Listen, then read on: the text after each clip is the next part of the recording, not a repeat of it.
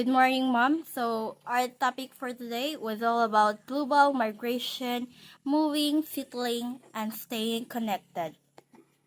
Introduction. One of the chief legacies of the uneven world that the rise, range, and faltering of the West was bequeathed has been a global migration system structured around flows of people within and between the global South and global North. Migration is a term that denotes the movement of people from one location to another. International migration is the movement of people from one country to another. Migration can be voluntary or forced. Voluntary migration occurs when people, of their own free will and perhaps in search for a better life, migrate to a new destination which, at least for a while, become their new home.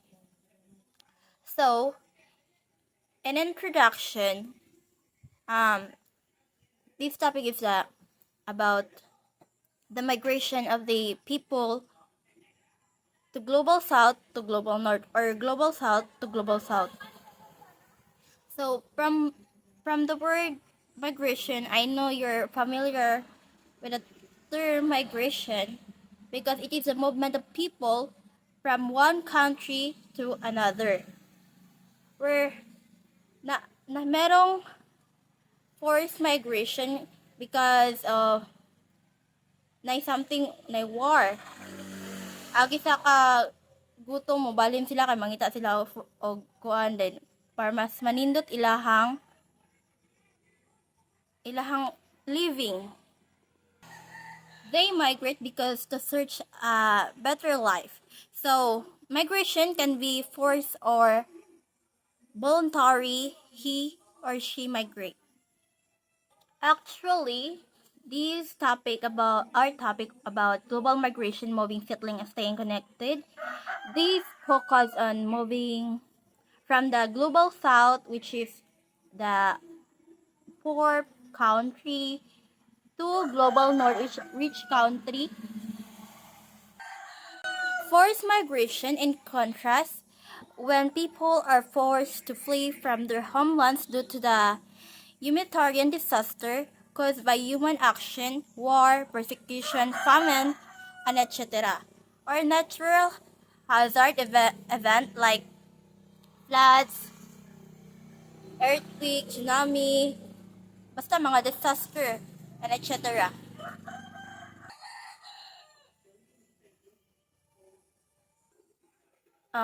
With the advances in communication, mas mapadali ang mga tao nga mo migrant to another country, which is kuana ni siya karon kanang mo na ning ginabuhat sa mga tao. Example sa mga nagbakasyon karon like naiuban mo balhin lang counter like mo vacation mo stay lang og mga months then mouli ra pud balik sa ila like because of the advances and communication or in technology mas mapadali or mapa-easier kay siya. Sometimes it's hard to tell the difference between the people who are traveling for work or vacation and people who are migrating to start a new life. Why? Because migration has been happening for a long time. So I proceed to the next topic. Great diasporas in human history. Migration isn't old as time itself. There exists many great population movement in the recent history of humankind. South African born and British resident migration scholar Raven Cohen, 1997, provides a useful typology to capture these movements. In proposing this typology, Cohen makes use the term diasporas. So, Ruben Cohen make or propose a diaspora. There are 5 types of diasporas according to Reuben Cohen. So, first, I will explain what is diaspora. So, diaspora is a movement of the people from one place to another, either forced or voluntary. So, the first type of diasporas, according to Rowan Cohen, is the victim diaspora. Victim diaspora. So, victim diaspora is a group of people who have been forced to leave because of due to traumatic experience or historical events. Like they going to migrate because they they're forced, and there is a traumatic nga nahitabo atong mga tawhana why they migrate. For example, sa mga naka naka feel aning victim diaspora before, nakakanog traumatic historical event or series of events such as kaning mga lugar ang mga victim before naka-feel aning victim diaspora. First is ang Jewish, American diasporas nga ni-migrate gid sila or the forced to leave because na traumatic na hitabo sila or they are the one kanang victim. So, makita sa Zoom and Vox 10.1 the Atlantic slave trade. So, diri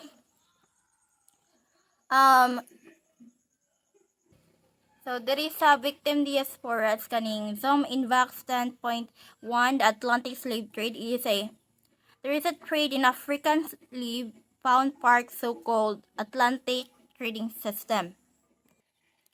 So during the time of slave trade, African slaves were taken from their home and shipped to the North and South Africa. So slaves were captured in coastal region that European traders knew well. And it is estimated that more than 15 million were captured or to force to migrate across the Atlantic to be sold the slavery. At that time nga they are forced to migrate then ibaligya himong slave. Atong time daghang nangamatay or namatay. In European trade, nag-trade sila og gold, spices, mga and salt. So, next, Portugal was the first who initiated the slave trade. Then followed Dutch, French, Spanish, and British. So, this trade created a trade triangle between the Africa, Europe, and the Americas. Katong mga tao nga mga Atlantic slave trade nga tao before or nakasalay nga slave sila. They are forced to work that owned by the landowners or katong kinadak-an nila. Katong mopalit nila ilang ang tag-iya nila kay gipalit man sila gisold.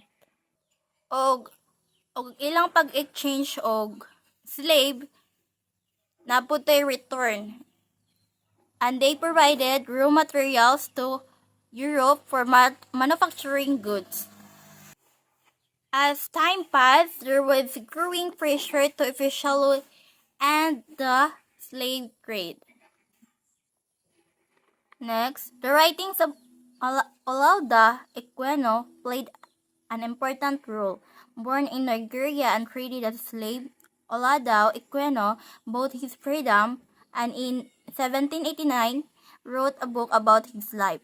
The eyes of the world were opened to the slave trade and public revolution followed. So, ang gisulat nga libro ni Oladaw Ekweno, book of his life, nga naapil ni siya sa slave trade. Kay kaniyang libro nagdigama, nagplay ni siya important role og ang pagkagamaan niya daghang na aware og na-open ilang eyes nga yani day ang na-open nilang eyes aning slave trade, which is agi ani it's about to end the slave trade. Actually, Oladaw Ekweno iyahanggi palit iyang freedom para makagawa siya anang slave trade.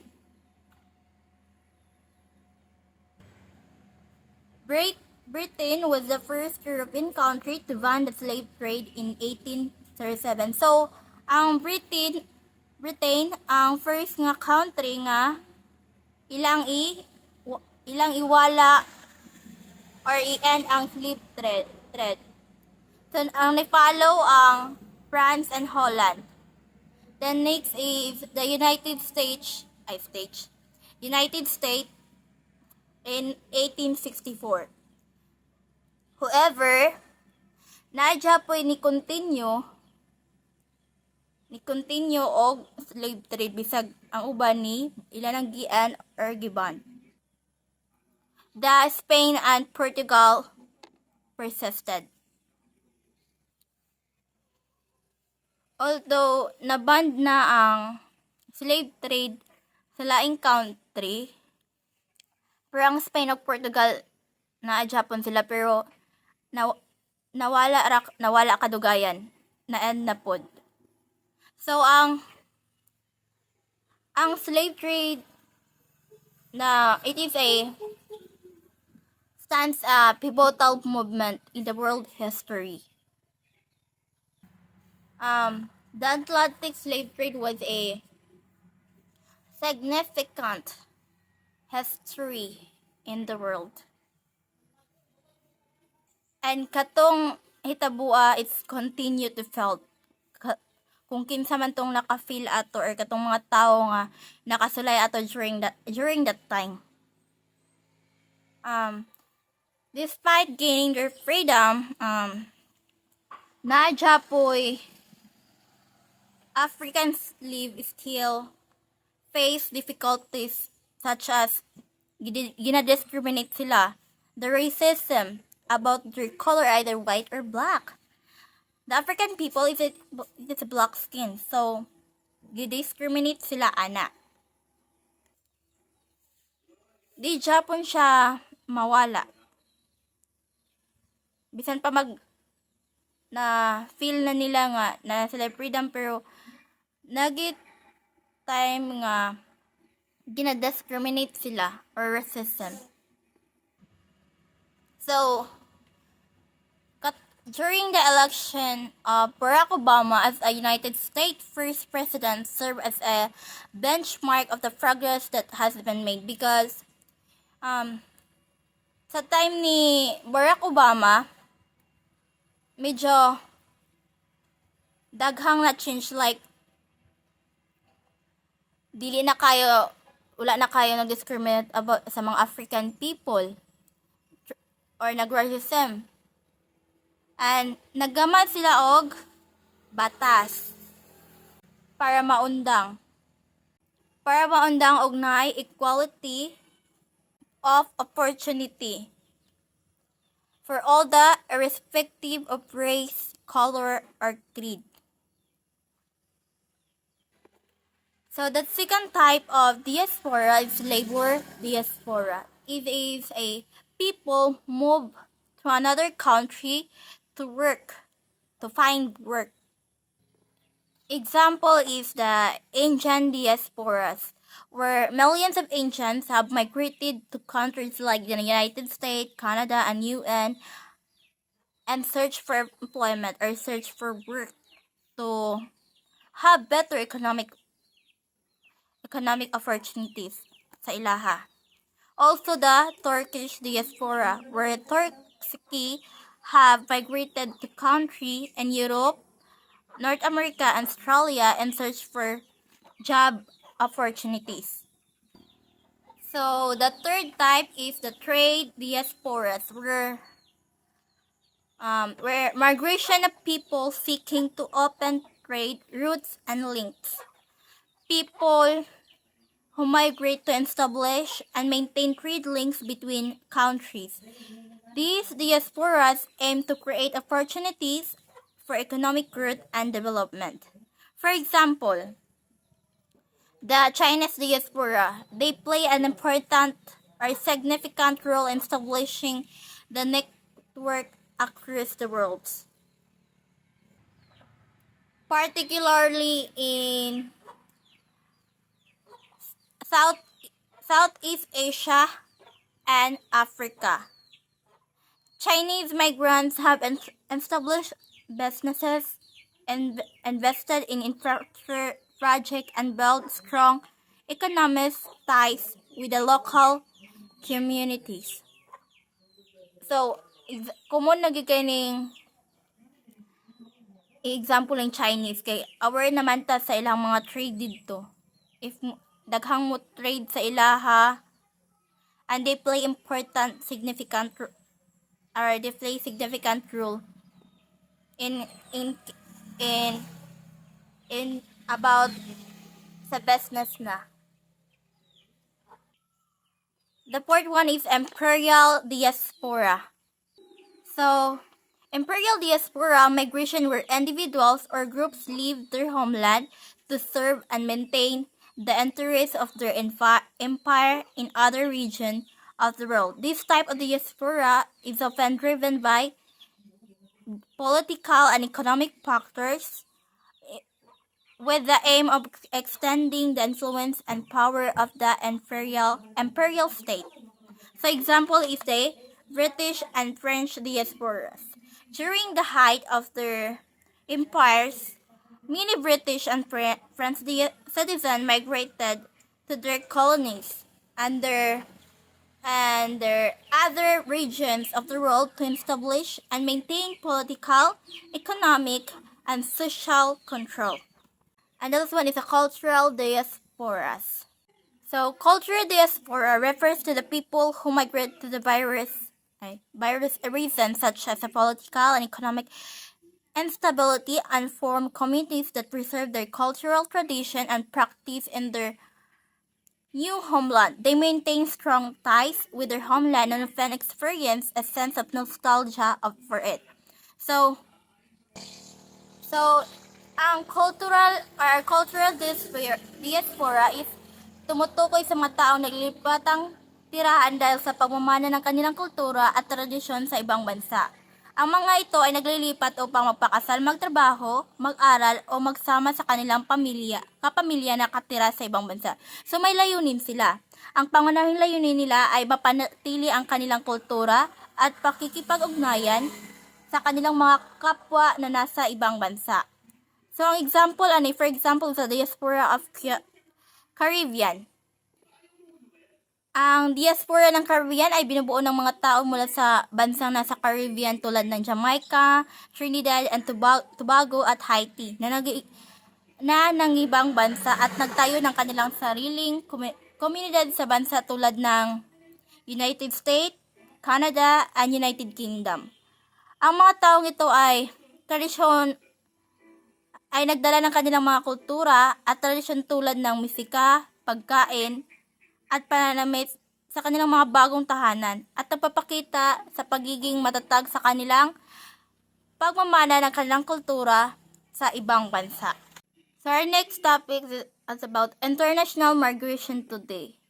Whilst omnipresent in human history, the skill of migration has steadily grown over time and perhaps today we live in the most migratory of all times. So, this statement means that throughout human history, people has always migrated from one place to another. However, the number of people who migrate has been increasing over time. It is increasing as always. Kadaghang ni migrate karon sa laing country because to find work or para ma-change ilang life, daghang opportunities kasi pag they migrate. According to the United Nations Population Division in 2013, 232 million people or 3.2% of the world population was international migrants, up with 175 million in 2000 and 154 million in 1990. So in 2013, the total number of refugees in the world was estimated at 15.7 million, about 7% of all international migrants. As a reflection of an even geographical development, it is possible to group migrants corridors in terms of movements within and between the global south and global north. So, this means that there are different types of migration patterns between different regions of the world. This pattern can be categorized as migration within the global south, migration between the global south and global north, and migration within the global north. In recent years, the number of international migrants born in the global south who are residing in the global south is almost equal to the number of international migrants born in global south who are living in the global north now. So, migration between countries in the global south is as important as migration between countries in global south and countries in the global north. In 2013, nearby 82.3 million international migrants born in south were residing in the south, while 81.9 million international migrants born in the south now live in the north. Meanwhile, the number of the migrants from the north who stay north was 53.7 million, a significant number of international migrants, 13.7 million, moved from the north to the south. But since 1990, south-north migration has been the main driver of global migration trends, and it is likely in future migration corridor will come to dominate. So makita nimo dito sa PDF na siya figure 10.1. So ang south na siya 82.3 and 36%, while sa south to north 81.9, 39%, 35%, while sa north 53.7 or 23%. In north south 13.7 and 6% or 6%. It is a migration corridors between the global south and global north. Next, so Asia is the largest source of region for international migrants. So ang Asia is the pinakadako nga or pinakadaghan nga ni migrate. Approximately 18.6 million Asians were living in Europe, 15.7 million in North Africa, and 2.9 million in Oceania.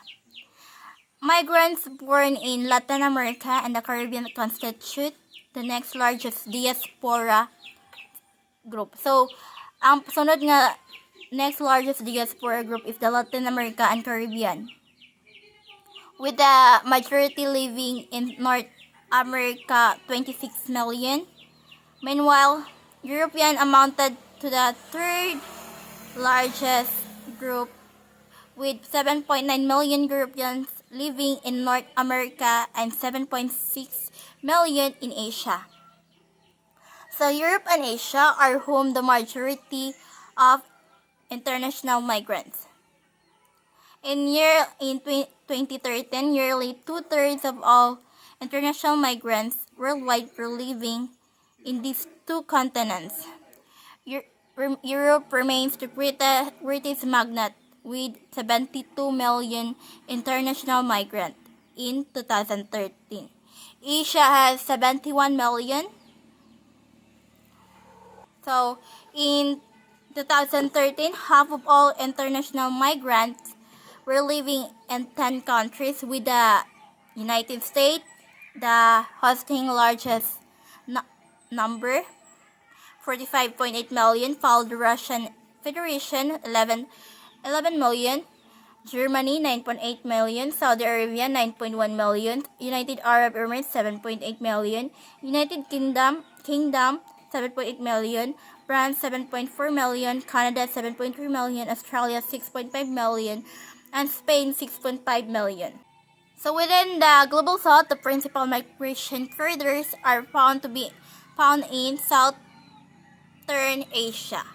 In 2013, migrants from Bangladesh living in Asia constituted the largest bilateral stock of international migrants in the South, 3.2 million. So makita ni siya dito sa PDF figure 10.3.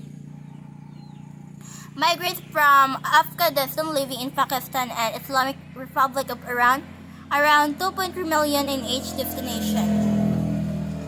The majority refugees were another important corridor. Meanwhile, approximately 2.9 million Indians were living in the United Arab Emirates and 1.8 million in Saudi Arabia. Og diri sa PDF makita diri or lantalang tong sa PDF ang C figure 10.3. Dito makita tanan kung unsa kadaghan na pila ka milyon aning mga place o kinsay pinakadaghang nga ni migrant or international migrant. So within the Global North, the United States, Germany, and France host some of the largest bilateral. So sa Global South, ang iyahang pinakadako kay largest bilateral stock is ang Bangladesh living in Asia. Well, sa Global North, the United States, Germany, and France. So in Global North, the world's largest migration corridor is between the United States and Mexico. It has 13 million Mexican-born people were living in the United States. Meanwhile, 2.2 million foreign-born people from China, 2.1 million from Asia, and 2.0 million from the Philippines were living in the United States in 2013. So, for example, sa mga Pinoy karon, sa mga taga-Philippines, like daghan nagiging ni balhin or migrant because kay daghan man kong job opportunities or daghang opportunities pa dito, which is common na gid ni siya nga way. So our next topics is about the migration of Global South to Global South and Global South to Global North, Global North to Global North, Global North to Global South, vice versa.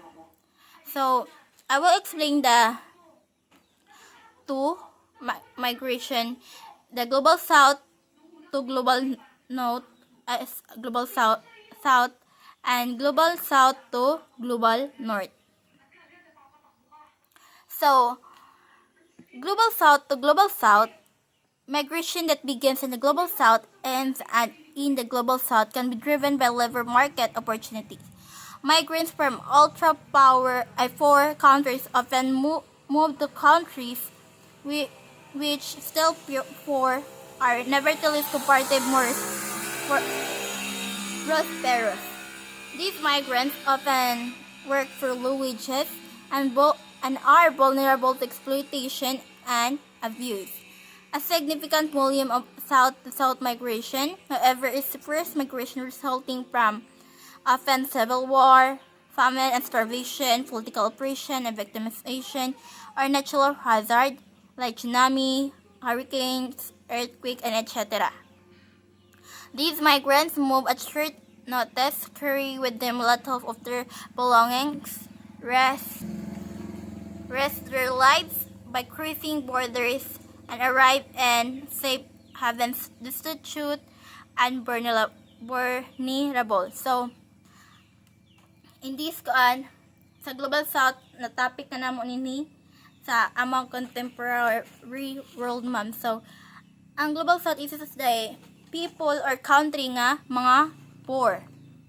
Which is, if they work, gamay, low lang ilahang, they work for low wages. Then, if ang taga Global South people or migrate ra po sa Global South still poorly because it is a country of poor people in the Global South. O ganing ilang migrate sa Global South to Global North, they are seeking to improve their economic prospect by moving to countries or ma-change ilang social status. Pero dili man siya ma-change kay nibalhin naman siya sa or ni-migrate naman siya sa Global South, which is the poor. It is still poor Japon. And gamay ra ang kanang medyo wartaan sa South. Kay most of sa Global South mga poor country gid ni siya. And this migration Global South to Global South can also be forced or involuntary, resulting from factors such as war, political oppression, natural disaster, or famines. Kagutom, hungry. Lisod kasi ilang kinabuhi sa Global South. So in Global South to Global South migration, it is ang mga tao they are people leaving their homes and countries at a short notice within gamay ra ilahang dala nga mga gamit. They are often forced to risk their life by crossing borders and arrive in their destination country destitute and vulnerable. Risky kasi ang ilahang pagbalhin sa laing country, which is Global South ra pud siya nga countries. Ay naa sila'y patakaran nga lisod. So overall, Global South to Global South migration can be both forced or voluntary migration, with migrants seeking better economic opportunities. They flee from dangerous or oppressive situation in their home countries. The challenge faced by these migrants include vulnerability to exploitation, abuse, and disease, as well as the uncertainty and insecurity of living in the refugees camp. Why they migrate? Because many people are forced to migrate because due to the circumstances beyond their control. Daghan kasing situation nga sa ilaha mo forced migration kay agi sa war, famine, political persecution, and natural disaster. And if ang mga tao nga forced to leave their homes quickly, di wala kay sila time nga mag-pack.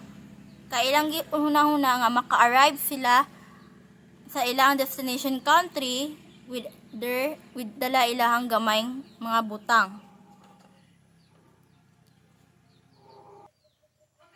Next is Global South to Global North migration. Migration from the Global South to Global North is often driven by migrants' desire to access better employment opportunities and vastly improve the standard of living. Many countries in Global North welcome talented and skilled workers from the Global South.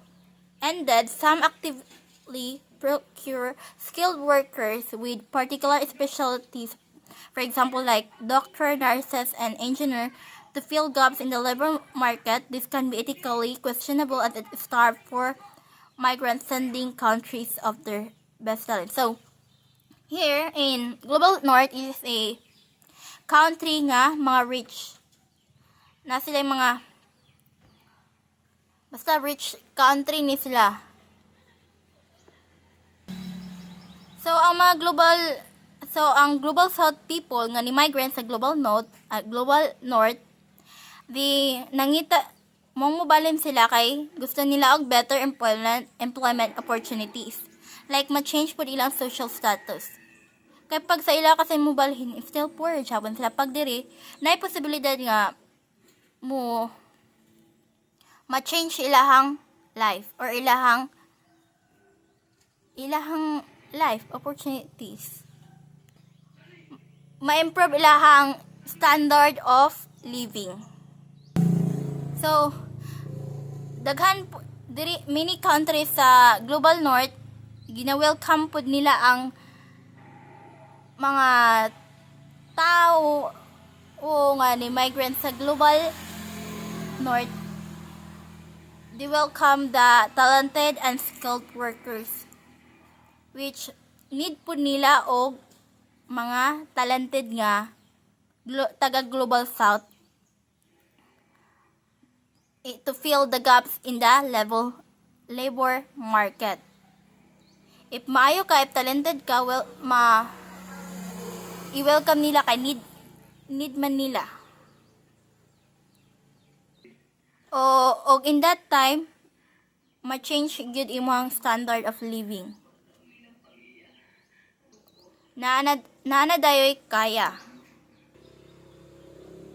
Next, countries in Global North also open their borders to low-skilled workers from the Global South to fulfill the indigenous population refugees to do. This job tend to the low-paid, demand long hours, and are often concentrated in the service industries, cleaning, child mining, collecting garbage, and etc. A subset of all South to North migrants is asylum seekers. So this passage describes how some countries in the Global North open their borders to less skilled workers from the Global South to fill jobs that the local population is unwilling to do.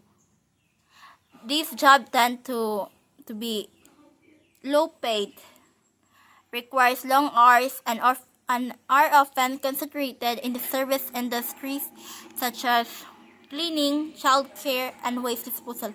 So dere low paid lang ni siya kay cleaning and childcare and waste disposal naman ang work, pero kapoy Japon ni. Furthermore, a subset of migrants who move from the Global South to Global North are asylum seeker. So, asylum seeker, these individuals are forced to flee their home countries due to war, political oppression, and persecution. They seek refuge in another country, hoping to receive protection and assistance as they are unable to return home safely. So, asylum seekers often face significant challenges, including lengthy asylum processes, inadequate living condition, and xenophobia. So, diri, magkadugay ka sa puyo sa global north, naay posibilidad nga muhay ang imuhang wage. So, a subset of all south to north migrants as asylum seeker. This means that among the migrants who move from the global south to global north, there is a group of people who are seeking asylum. So, napasabot na nako ni ganiha. So, it is the individual nga nilip sa ilang country because of their persecution or harm due to their race, religion, nationality, political opinion, or membership in a particular social group. The seek for protection and legal recognition as refugees in other country. Ilalang day if di gusto nila protection. They're asking for protection from violence or other serious harm in their home country. So that's why po ni migrant sila because of the malupit pud nga pamamaraan sa global south mong nibalhin sila sa global north para they are seeking for protection. Nagpatabang sila og utrusab kanang mong mubalhin sila para ma-change silang way of living. Next, many countries in the global north implement strict asylum regimes. Asylum seekers are placed in detention center and furnished with a few resources. So ang kanipong sa global north napud sila strict nga policy sa mga taong taga global south nga they are seeking for protection. And kaning mga asylum seekers, they are placed in the detention center or ilahang refugees camp or ilahang basta isa ni ka place nga dito sila magpundo kay nangayo man sila they're asking for help for lang protection. So sometimes po dili sila maakatar kay agi sa kadaghan nga wanon. So sa ilahang condition in detention center can be poor with the limited resources and few opportunities to communicate with the outside world. So overall, the experience of asylum seeker in the global north can be very challenging and difficult as they face a range of obstacles in seeking protection and often find themselves in very difficult circumstances. That's all. Global North to Global North. Migration between countries located in the Global North is driven largely by labor market opportunities. Migration between countries located in the Global North, which is wealthier industrialized countries, is mostly motivated by labor market opportunities, meaning that people are moving to these countries in search for better job prospects and higher wages. So in the global north, there are often labor shortage in certain industries due to demographic trends such as an aging population or declining birth rates, and as a result, employers may need to look outside their own countries to find workers. In addition, many migrants may be attracted by the higher salaries and better working conditions available in these countries. So, whilst many countries seek out work and somewhere and to live independently, others use recruitment companies to search for employment opportunities and to lubricate their locations. While some migrants look for work and housing on their own, others prefer to use recruitment companies to find job opportunities and facilitate their move to a new location. Recruitment companies are businesses that help connect employers with job seekers.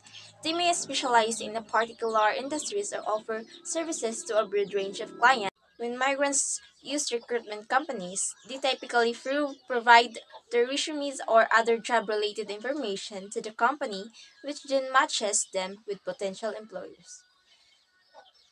Skilled migrants are channeled through the internal labor markets of transnational companies or TNCs. That is, they move to take a post within their existing companies. Rather than being settler in nature, such migrations assumes a more transitory character. So, most migrations are not permanent and do not involve settling down in a new place. Instead, they are characterized by a more temporary and or transitory nature, meaning that the migrants do not intend to stay in the new place for an extended period of time. This could be seen in various types of migration, such as such as seasonal migration, where people move to another place temporarily to take advantage of job opportunities, or in the case of refugees who move to escape conflict or persecution but intend to return home once the situation improves. In both cases, the migration is not intended to be permanent and the migration may move back to their original location once their goals have been achieved. Next is global north to global south. Migration from the global north to the global south incorporates the movement of people working for charitable, religious, and aid organizations. So, which means migration from the global north, which is wealthier or industrialized countries, to the global south, which is less developed countries, often involves people who are employed by charitable, religious groups, and aid organizations, often work in areas of the global south that are affected by poverty, conflicts, or natural disasters. These organizations need personnel with specific skills and experience to carry out their programs, such as healthcare workers, engineers, or educators. They may also require people who can assist with fundraising, organizational management, or administrative tasks. So tenses have been concentrated in the primary and extractive industries, and gas companies and agribusiness, for instance. More recently, they include companies manufacturing products and firms in higher technology sectors like information and communication technology and biotechnology, which means TNCs or transnational corporations are large companies that operate in multiple countries.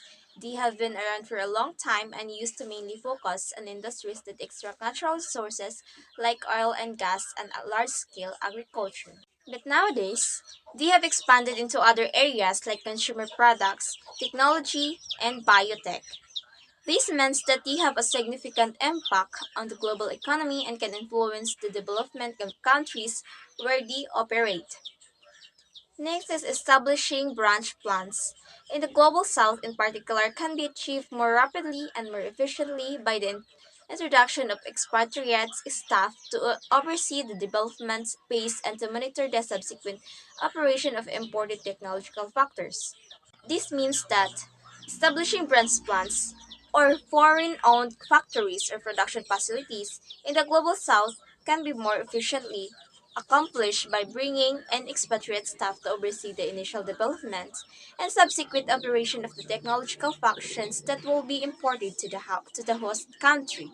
So, when a foreign company decides to establish a branch plant in the global south, they may face various challenges related to language, culture, legal requirements, and the availability of skilled workers. To overcome these challenges and ensure that the plant is set up quickly and efficiently, the company may choose to send expatriate staff or employees from the parent company to work on site in the country. So let's see in the caricature here. Are the global north and global south dependent on one another? So the big man in the caricature represents the global north like Western Europe and the USA, while the thin man represents the global south, which are the third world and developing countries. It can be seen in the caricature that the thin man is holding a ball directed to the big man. The big man can be seen as cutting a part of himself to give to the thin man asking for it. This caricature depicts the dependency of the global south on the global north, but the global north was not asking for anything in return because of his independence. The cutting of the part of the global north, which means they are sharing their industries with the people in the global south, working in the global north because income is a lot higher in these countries. The sizes of the characters also portray the dominance of the global north. This means that the developed countries have the power to control the pattern of international trade and politics, which directs trade movement in the global south. Next is assimilating and integrating into host societies.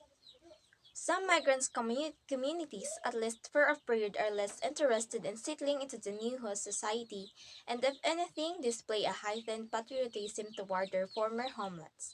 Which means communities refers to a group of people who leave their countries of origin to live and work in foreign countries. Some of these migrants' communities may display a tendency to maintain their cultural and national identities, which could mean that they may be less interested in fully integrating into the host societies. For a period, some migrant communities may display a heightened sense of patriotism toward their former lands. This means that they may feel a strong attachment to their home country and culture, which could manifest in a variety of ways. For instance, they may continue to celebrate their traditional holidays, speak their native language at home, or seek out cultural events and activities that are specific to their country of origin. The notion of diaspora eventually worked its way into the social, scientific literature in the 1950s, first through African studies and then Armenian studies. So the term diaspora comes from the Greek word diasporin, which means to scatter. It originally referred to the scattering of Jews outside of Israel after the Babylonian exile in the 6th century BCE.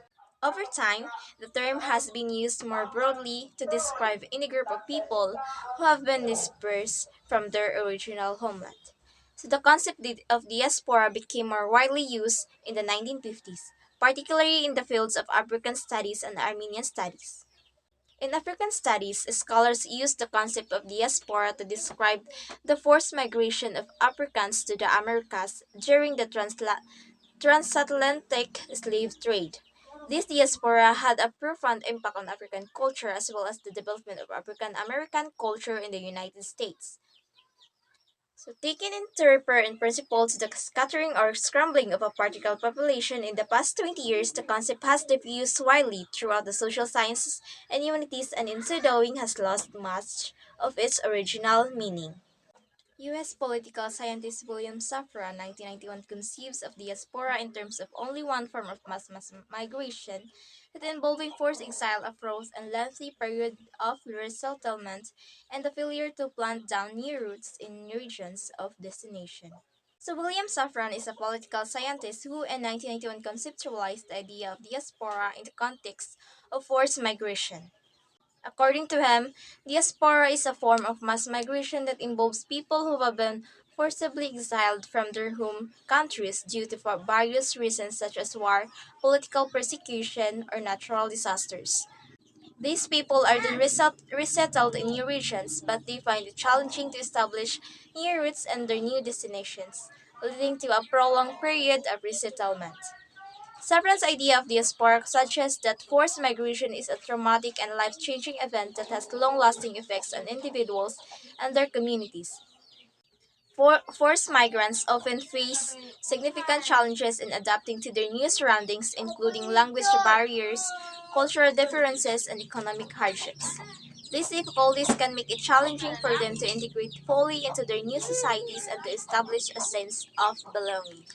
For Safran, a hallmark of diaspora is a shared interest in preserving a common national, civic, or ethnic identity, and interest which steps down to the descendants of migrants who remain interested in their heritage. So, for example, let's consider the ancient diaspora.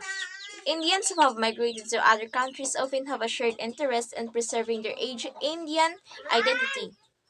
They may form communities with other Indians in their new country and celebrate Indian festivals, wear traditional clothing, and enjoy Indian cuisine.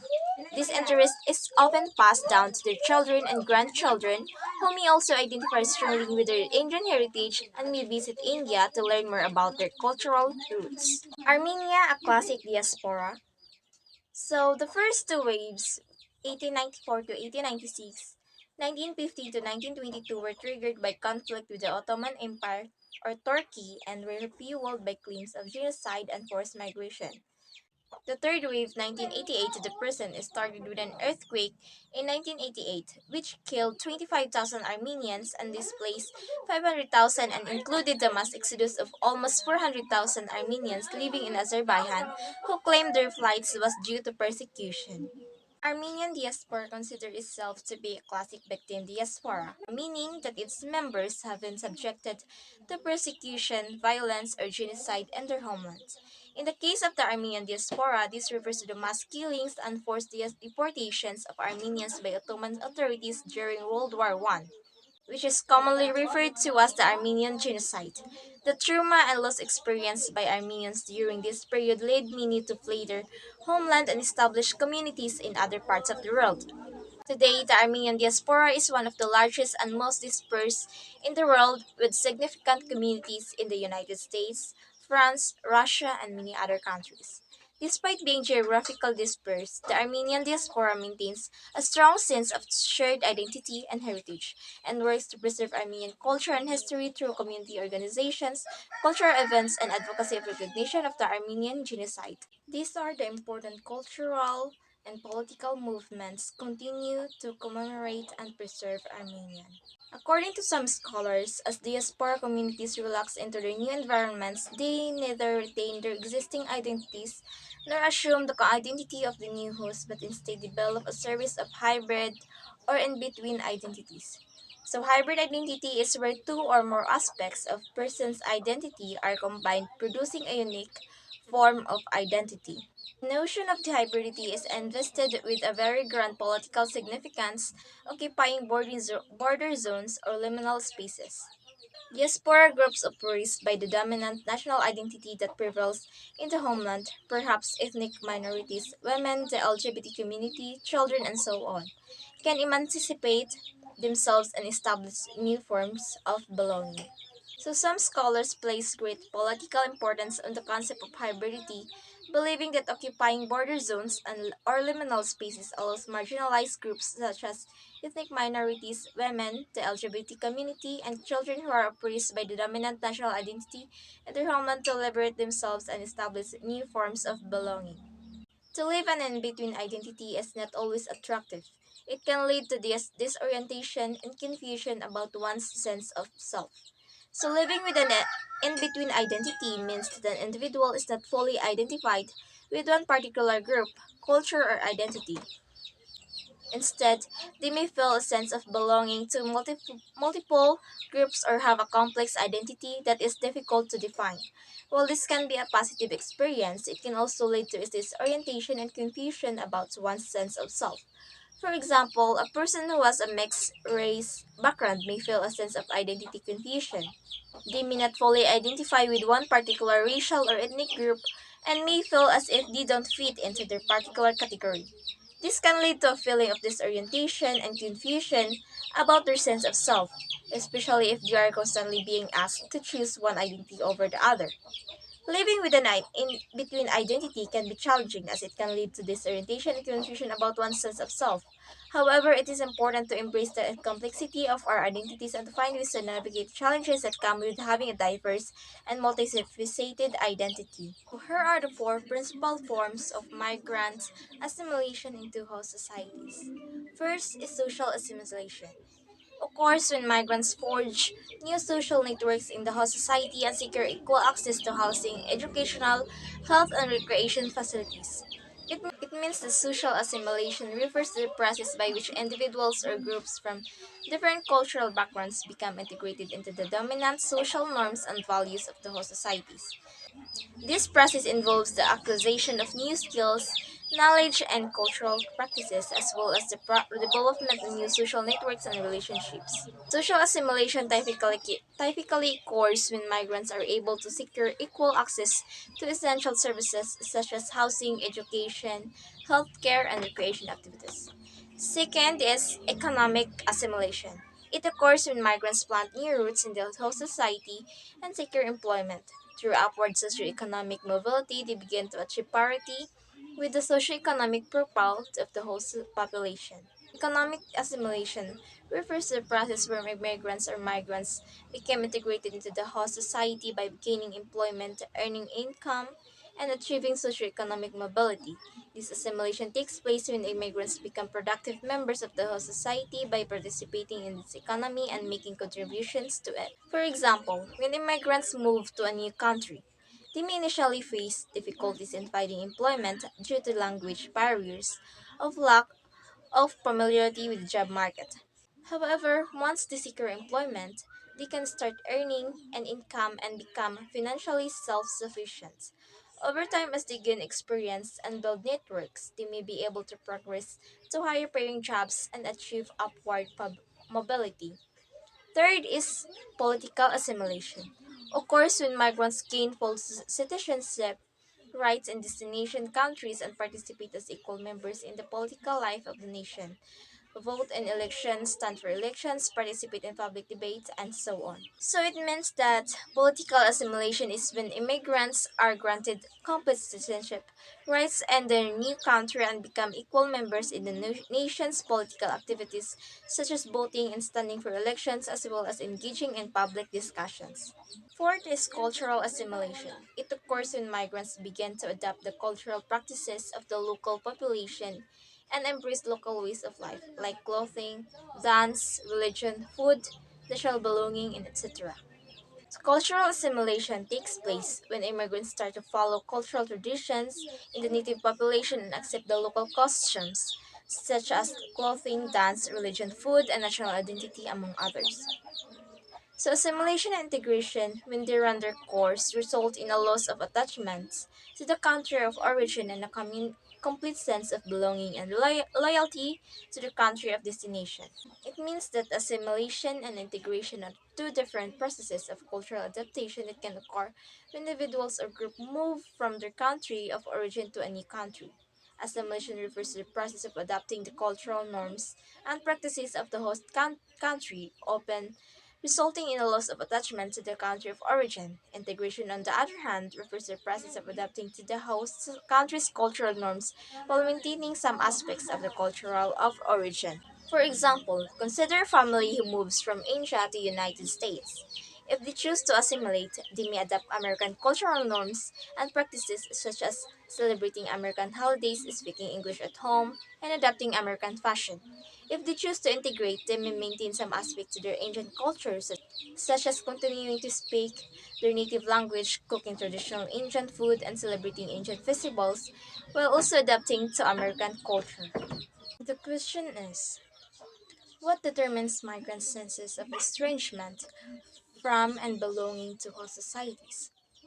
So migrants' sense of estrangement form of belonging to host societies is influenced by various factors, including but not limited to first is cultural differences.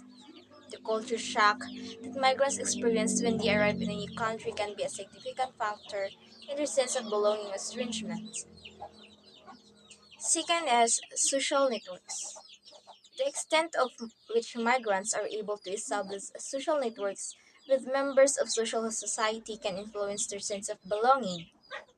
And the third is economic opportunities. Migrant economic opportunities is in the whole society can impact their sense of belonging or estrangement. Fourth is legal status. Migrants' legal status in the whole society can also impact their sense of belonging or estrangement. This and fifth is discrimination and racism. Discrimination and racism towards migrants can have a significant impact on their sense of belonging. Estrangements, experiencing discrimination or feeling like they are not accepted by members of the whole society can lead to feeling of isolation and disconnection. Overall, the complex of interplay of this and other factors can shape migrants' sense of belonging or estrangement in the whole society. Canada, a multicultural dream. Canada has a long history of immigration. As you can see in the graph of the history of migration in Canada is indeed increasing throughout the year. It is also estimated that by 2031, 28% of the Canadian population will be foreign born. Canada presents itself as a tolerant and multicultural society with a progressive and open attitude to incomers. It points to its two principal citizenship acts of 1947 and 1977 and its 1988 Multiculturalism Act as having enabled immigrants to enjoy access to Canadian citizenship, promoting the right to celebrate their own culture, religion, language, and customs. Canada is often portrayed as a welcoming and diverse society that values immigrants and their contribution.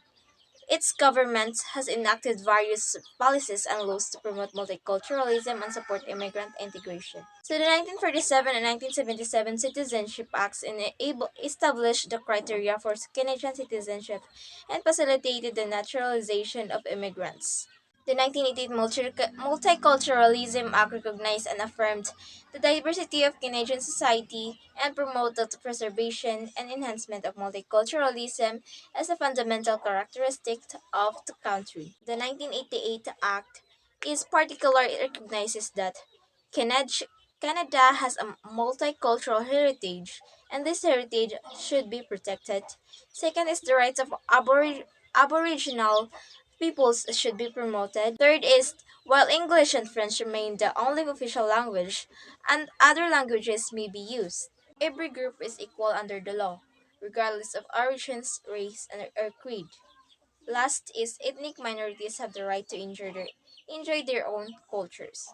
Some critics argue that multiculturalism merely serves to keep people apart in enclaves and in guerras, and retards the gelling of immigrants and the formation of a coherent Canadian cultures. Instead of encouraging a melting pot or a fusion of cultures, multiculturalism has merely introduced a salad bowl. Cultures toast together but remaining apart from one another. So, a salad bowl or toast salad is a metaphor for the way a multicultural society can integrate different cultures while maintaining their separate identities, contrasting with a melting pot, which emphasizes the combination of the parts into a single whole.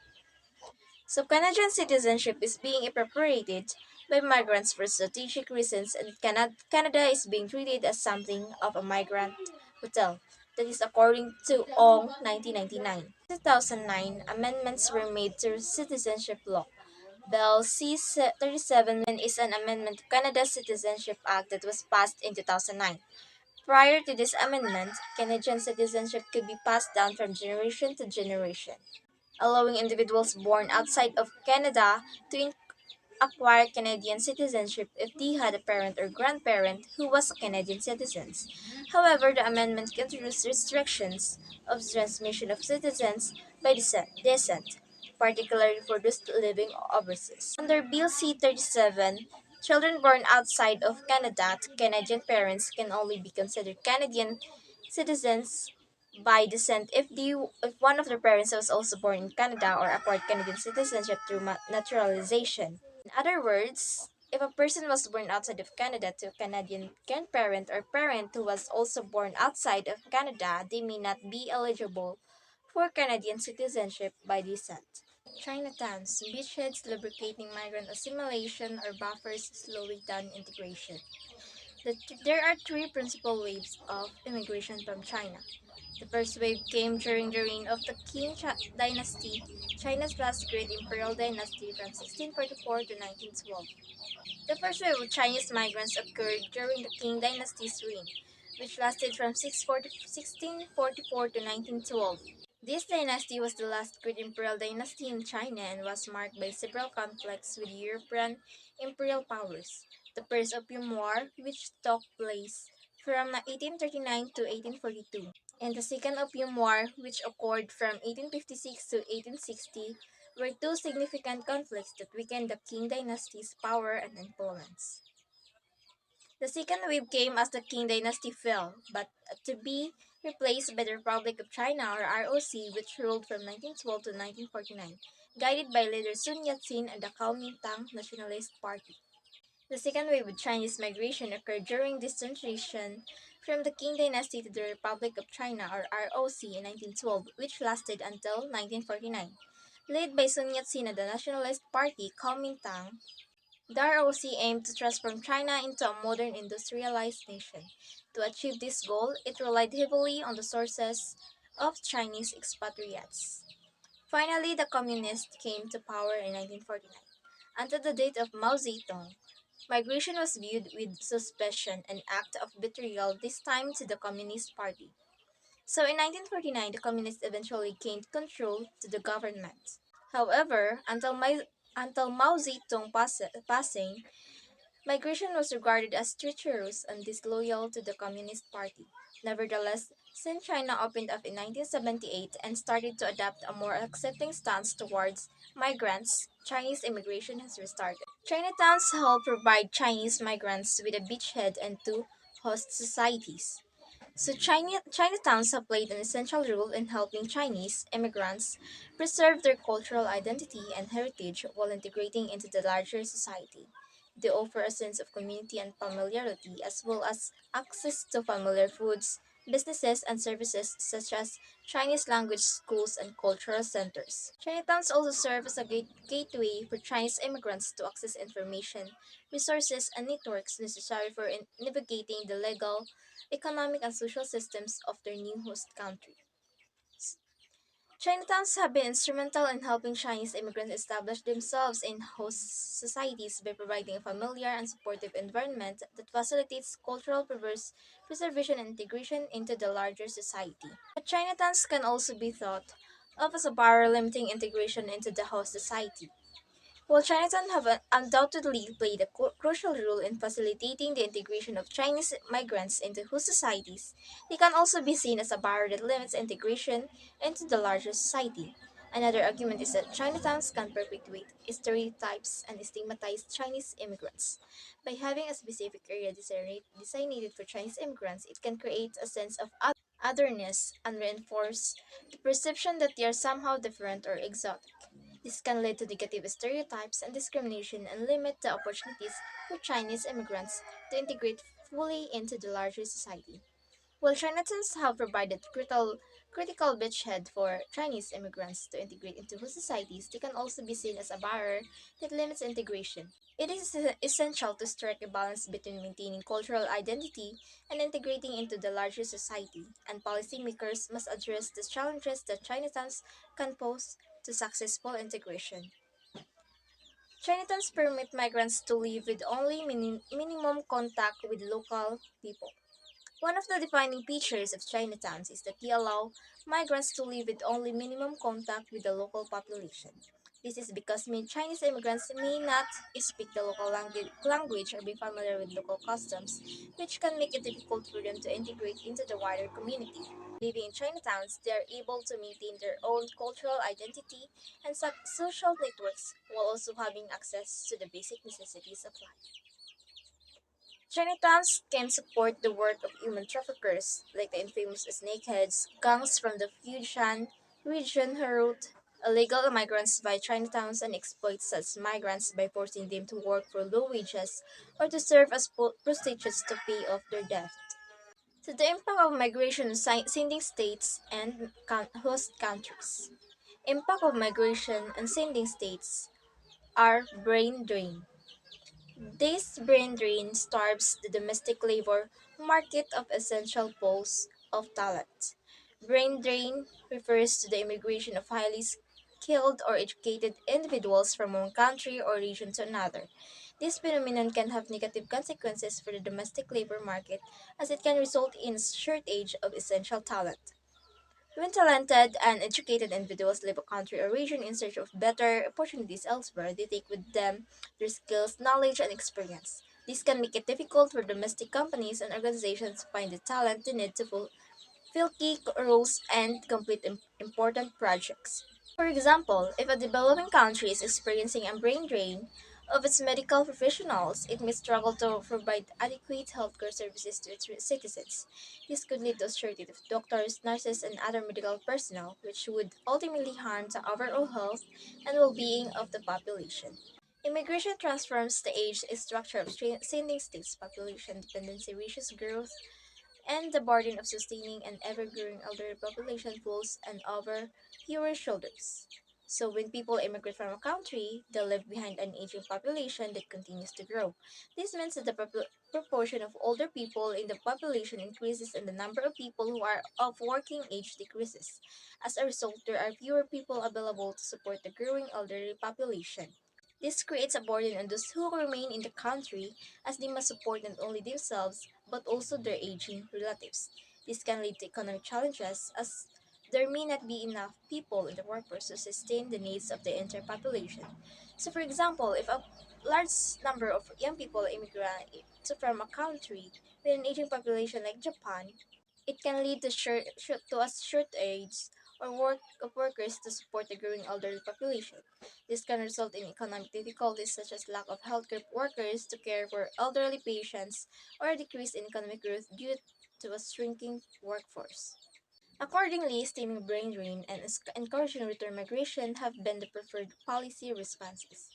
So, to address the negative impacts of immigration, many governments have implemented policies aimed at stemming brain drain, the loss of highly skilled workers, and encouraging the return of their citizens who have immigrated. These policies are designed to retain and attract skilled workers, students, and professionals who can contribute to the development of their home country.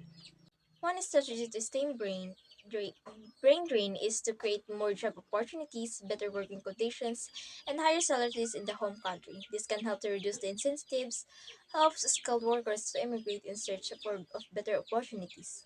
Another strategy is to offer training, education, and other incentives to encourage the return of skilled workers who have emigrated. This can help to bring back expertise and knowledge that is valuable for the development of the country. Like, for example, in the Philippines, the government has implemented policies aimed at addressing brain drain and encouraging return migration. The Balik Scientist Program offers incentives to Philippine scientists who have immigrated to return to the country to share their knowledge and expertise. The government has also established partnerships in other countries to provide training and education opportunities for living workers to acquire new skills and knowledge. Diaspora strategy. It is a new domain of public policy has been born, at least according to Aguianas and Newland 2012. A diaspora strategy is a formal and stated policy initiative or series of policy initiatives enacted by a sending state aimed at fortifying and developing relationship with expatriate communities, diasporic population, and foreign constituents who share a special affinity. A diaspora strategy refers to a deliberate and formalized set of policies and initiatives implemented by sending states to strengthen and nurture connections with expatriate communities, diasporic population, and foreign constituencies that have a unique bond or affinity with the sending state. This strategy is designed to leverage the skills, resources, and networks of these communities for the benefit of both the sending state and the diaspora itself.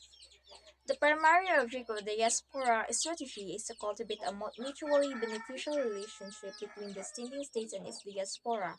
This involves recognizing and valuing the diaspora's contribution in various areas such as economic development, trade, investments, knowledge transfer, cultural exchange, and political influence. By actively engaging with the diaspora, the sending state seeks to tap into the diaspora's expertise, financial resources, social networks, and cultural ties to advance its interests.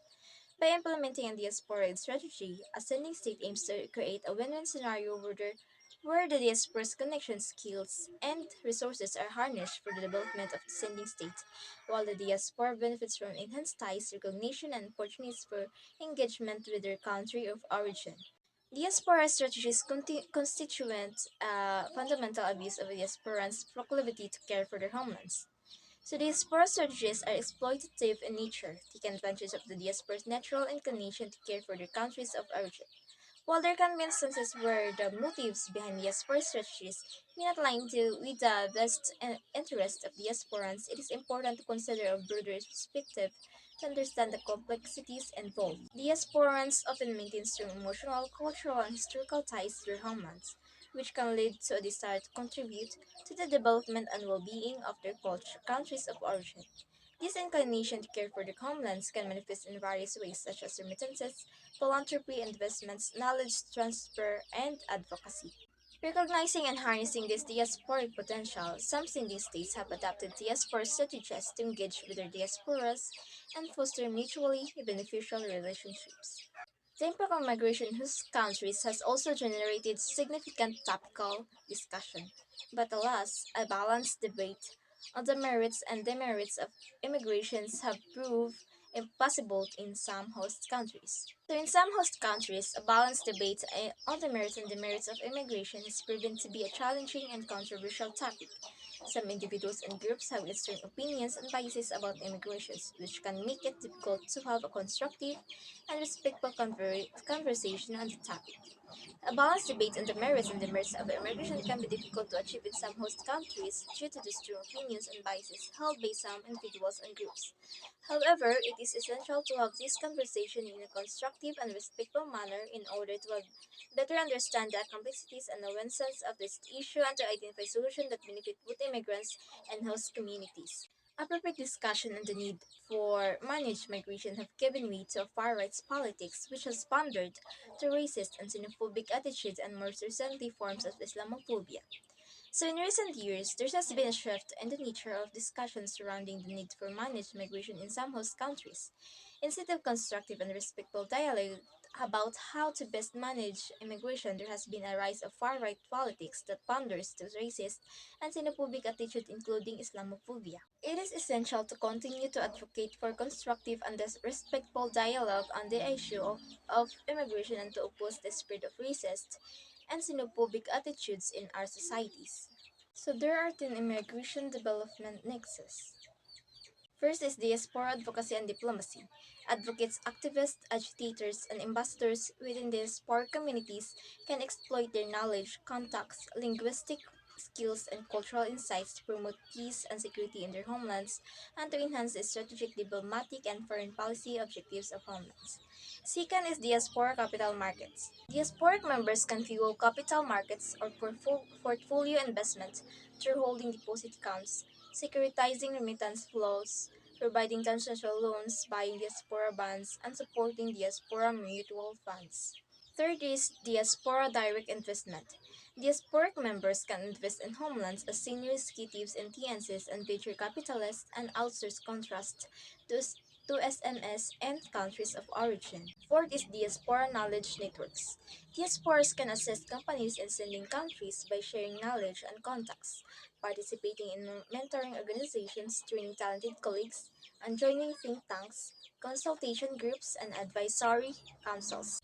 Fifth is diaspora philanthropy. Diaspora communities can provide private and voluntary donation for charitable and public good through such vehicles as private and voluntary organizations or PBOs, religious organizations, corporations, foundations, volunteer citizens, and university and college alumni associations. Six is diaspora remittances. Diasporic remittance flows entail private or person-to-person transfers from migrant workers to recipients in the workers' countries of origin. Seven is diaspora return migration. Diasporic populations can promote bilateral and multilateral agreements to restrict recruitment from especially vulnerable and at-risk countries, increase accountability among recruitment specialists and employers, establish protocols for the treatment of foreign workers, and facilitate return migration. 8 is diaspora corps. Diaspora groupings can establish volunteering schemes to promote short-term assistance in countries of origin by skilled diaspora volunteers and youth diaspora volunteers, especially in relation to the support of vulnerable populations and the provision of skills that are in short supply and to assist in the administration of aid, not least following a natural or human-induced disaster. 9 is diaspora tourism. Diaspora visits to homelands provide an important resource of revenue and foreign currency. Such businesses include medical tourism, business-related tourism, heritage or roots tourism, exposure of right tours, education tourism, VIP tours, and peak experience tours. And last is diaspora human capital effects.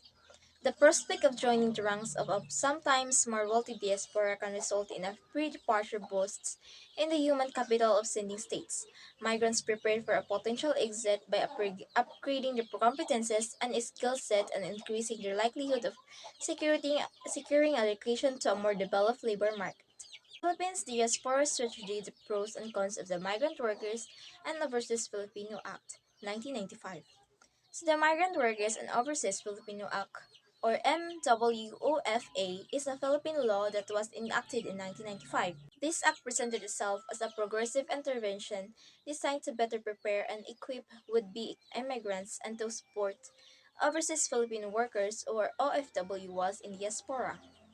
So the Migrants Workers and Overseas Filipino Act, or MWFE, is a Philippine law that was enacted in 1995 to address the challenges faced by Filipino migrant workers or overseas Filipino workers or OFWs.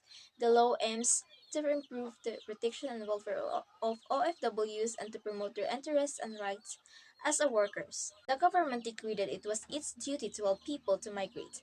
Migrants would gain employment, wages, and skill reduce unemployment in the country and remit monies to families in need. So the Philippine government recognized that there are limited opportunities for employment and economic growth within the country. To address this issue, the government took the position that it was its responsibility to assist its citizens in migrating to other countries.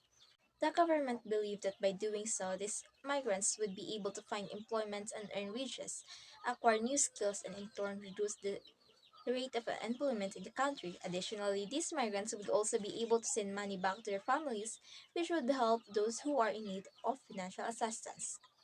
But some now question the extent to which Filipino labor migration policy really is geared toward protecting and enhancing the interests of Filipino labor, or whether it is best thought of as a money-making enterprise for corrupt politicians. So there are concerns that the Philippine government's policy on labor migration may not necessarily be geared towards protecting the interests of Filipino workers, but rather may be driven by corruption and the pursuit of profit. 2013, the Philippines was shaken by allegations of massive and widespread corruption within the country's political class called the 10 billion pesos pork barrel scam. Whistleblowers have accused leading politicians of misappropriating public funds for personal gain. In September 2013, a million people march took place at Rizal Park in Manila calling for political reform and a cleaner politics. On September 19, 2013, these organizations participated in Zero Remittance Day. This day marks the anniversary of the Overseas Workers Welfare Administration Omnibus Policy, which mandates OFW to pay the government $25 for every employment contract they enter into. According to Doreen Massey, 1991, a British Marxist and feminist geographer, in the globalized world of today, a more progressive concept of place is both necessary and possible. So Doreen Massey was a British Marxist and feminist geographer who argued that in our globalized world, it is necessary to have a more progressive concept of place. Massey believed that places are not fixed or isolated entities but are constantly shaped by social, economic, and political forces. In this sense, places are not just physical locations but are also social constructions that are constantly changing. Massey's concept of a progressive place is one that is open, dynamic, and constantly changing. It is a place that is not bounded by fixed boundaries, but is instead defined by relationships and connections. A progressive place is one where people can come together and share their experiences and ideas, and where different cultures and perspectives can coexist. Local cultures continue to exist, but places are no longer bounded entities. This means that while the cultural traditions and practices of a specific region or community may persist, the political boundaries that used to define these places have become more fluid and interconnected due to advances in technology, transportation, and communication.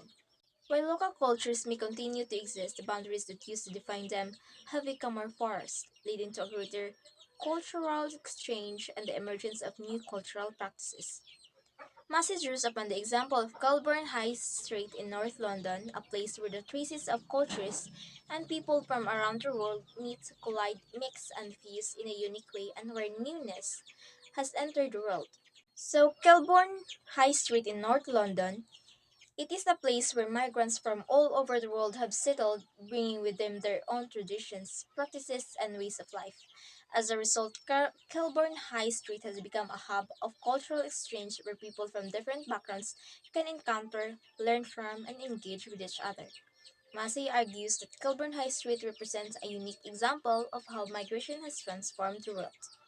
Then, according to Audrey Kobayashi, a Canadian geographer of migration and race, it is necessary to cut through misinformed public opinion, establish a debate, and manage migration that is grounded in facts. So Audrey Kobayashi is a Canadian geographer who has extensively researched the topics of migration and race. She believes that there are many misconceptions and misunderstandings of migration in the public sphere that need to be addressed in order to have a meaningful debate about managed migration.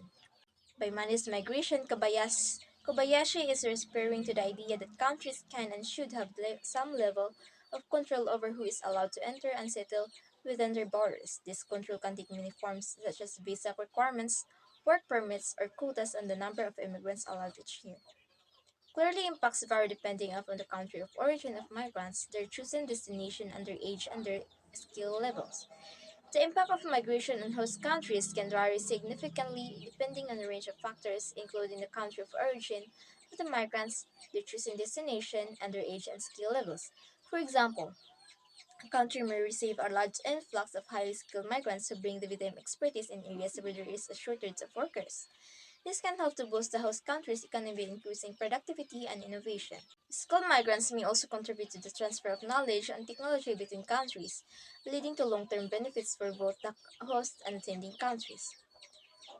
In societies in the global north where population aging is an issue, migrants can correct imbalanced population profiles and dependency ratios and help to pay for health care and pensions. So population aging is a demographic phenomenon characterized by an increase in the proportion of older people in the population.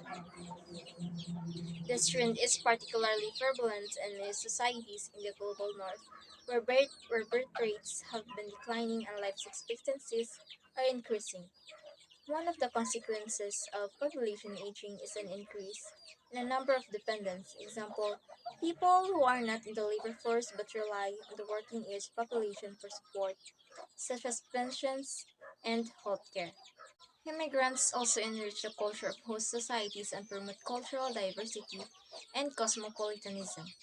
So, on the other hand, because of their flexibility, migrants can decrease the wages paid to other normally unskilled workers.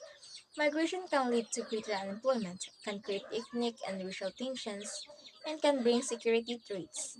While immigration can bring several benefits, it can also have some negative consequences. One of the main concerns is that immigration can decrease wages for unskilled workers.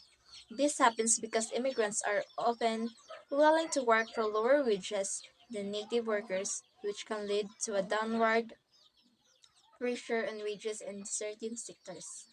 Conclusion: mass migrations and the formation of great diasporas which have panned out across the world have been a feature of human history. Migrants have moved for a variety of reasons, sometimes out of choice, on other occasions out of necessity.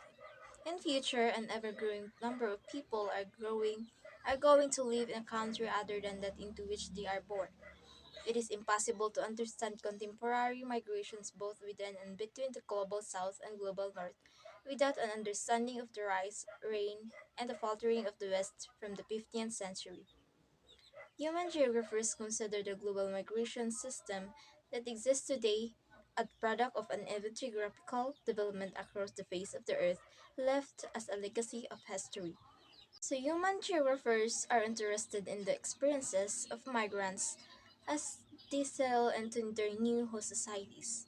They recognize that while some migrants retain their culture whilst dwelling overseas, others fuse the culture with local cultures in complex ways, and out of these meetings and intersections come hybrid and in between identities and complex senses of belonging, and yet others steadily assimilate into the cultural, social, economic, and political life of the host society. The impact of migration on both sending states and host societies remains a sensitive issue.